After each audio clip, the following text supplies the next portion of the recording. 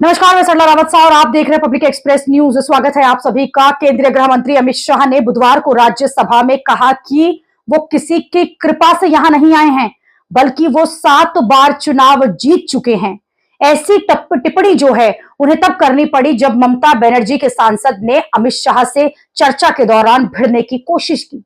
बुधवार को राज्यसभा में गृह मंत्रालय के कार्यों पर चर्चा के दौरान तृणमूल कांग्रेस यानी कि टीएमसी सांसद साकेत गोखले और गृह मंत्री अमित शाह के बीच तीखी बहस देखने को मिली।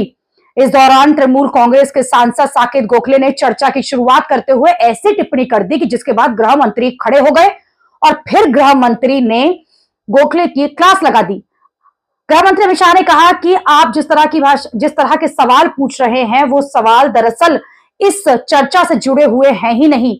इनको नहीं रोका गया तो हमें भी मत रोकिएगा, हर सवाल का जवाब मिलेगा। इसके बाद साकेत गोखले ने ऐसी टिप्पणी कर दी जिस पर आपत्ति करते हुए नेता सदन जेपी नड्डा ने वापस लेने की मांग की। इस टिप्पणी पर भड़क कर गृह मंत्री अमित शाह ने कहा कि हम यहां किसी की कृपा से नहीं पहुंचे हैं, बल्कि एक आइडियोलॉजी को विरोध करने के लिए नहीं आए हैं। 7 बार चुनाव जीत कर यहां आए हैं। दरअसल गृह मंत्रालय पर चर्चा के दौरान साकेत गोखले ने ईडी और सीबीआई का मुद्दा उठाया। इस पर अमित शाह ने कह दिया कि गृह मंत्रालय पर चर्चा हो रही है, लेकिन साकेत गोखले जो हैं वो ईडी और सीबीआई की चर्चा कर रहे हैं। लेकिन फिर भी अगर इस मुद्दे को लाना चाहते हो तो इस मुद्दे पर मुझे भी मौका दिया जाए, मैं हर सवाल का जवाब दूंगा। इसी बीच साकेत गोखले ने कहा कि माननीय मंत्री जी बोलने से पहले ही डर गए। फिर क्या था?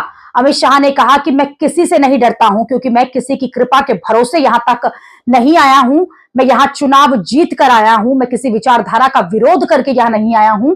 दरअसल शाह को ये तंज साकेत गोखले पर है।